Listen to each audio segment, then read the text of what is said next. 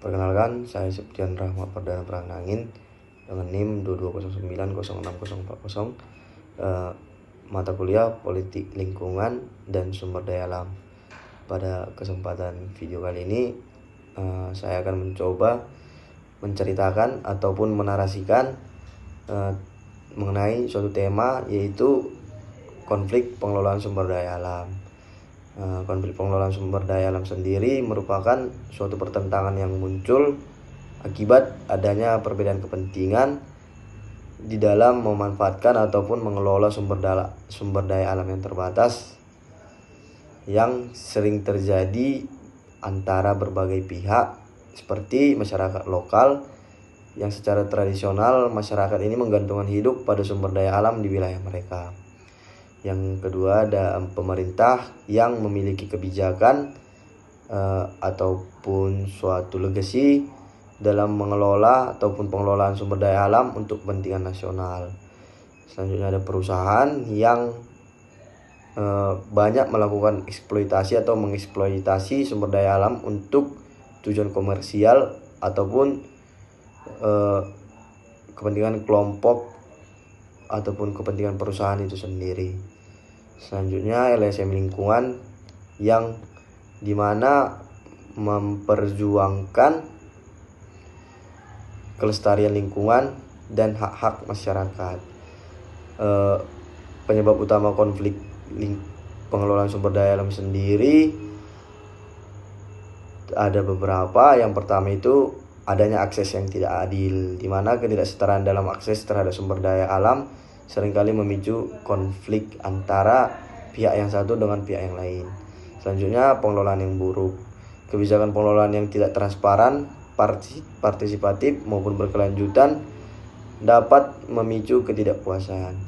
Selanjutnya, konflik kepentingan, di mana seperti yang kita ketahui sendiri bahwa perbedaan kepentingan antara berbagai pihak atau pihak satu dengan pihak yang lain yang terlibat dalam pengelolaan sumber daya alam.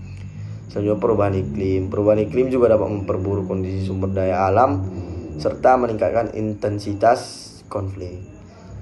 Lemahnya penegakan hukum juga menjadi salah satu penyebab atau faktor utama, yang dimana pemerintah tidak mampu dalam menegakkan hukum terkait pengelolaan sumber daya alam yang dapat memicu pelanggaran maupun konflik atau masalah. Dan konflik pengelolaan sumber daya alam sendiri ada beberapa. Yang pertama itu kerusakan lingkungan, di mana eksploitasi sumber daya alam yang berlebihan dapat menyebabkan kerusakan lingkungan yang parah. Selanjutnya, kemiskinan, di mana kita tahu konflik dapat menghambat pembangunan ekonomi serta meningkatkan tingkat kemiskinan masyarakat. Ketidakstabilan sosial, di mana konflik dapat memicu ketegangan sosial maupun kekerasan. Selanjutnya ada kerugian ekonomi. Konflik dapat mengganggu aktivitas ekonomi serta menyebabkan kerugian finansial yang besar kepada yang terdampak. Selanjutnya ada solusi maupun pencegahan.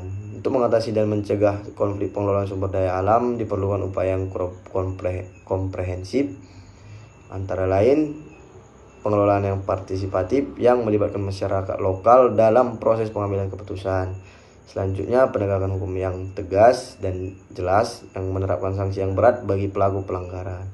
Selanjutnya, pembangunan berkelanjutan, yang dimana pembangunan ini mengutamakan pembangunan yang ramah lingkungan serta berkelanjutan. Resolusi konflik yang damai, yang dimana menggunakan mekanisme mediasi serta negosiasi dalam menyelesaikan konflik. Yang terakhir menjadi solusi ataupun pencegahan konflik pengelolaan sumber daya alam, yaitu penguatan kelembagaan, di mana dengan cara membangun lembaga yang kuat dan efektif untuk mengelola sumber daya alam diharapkan mampu mencegah ataupun menangani atau mengatasi konflik-konflik yang terjadi dalam pengelolaan sumber daya alam yang terjadi ataupun yang ada pada masyarakat.